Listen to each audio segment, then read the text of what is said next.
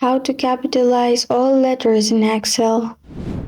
Hi everyone, it's Sophia to assist you today without any delay. Let's jump right in. First, open Excel. Click where you want to capitalize letters. Then type is equals to, then upper, and start a bracket and type in the cell, or simply select the cell you want to capitalize all letters of. After you do that, simply close the bracket.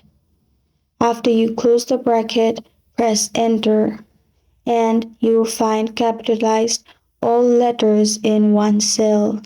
And this is how to capitalize all letters in Excel. Thank you for joining me today. If this video helps you out, please leave a like and subscribe for more. Got a question or want to suggest a topic? Comment below. I am Sophia signing off until next time.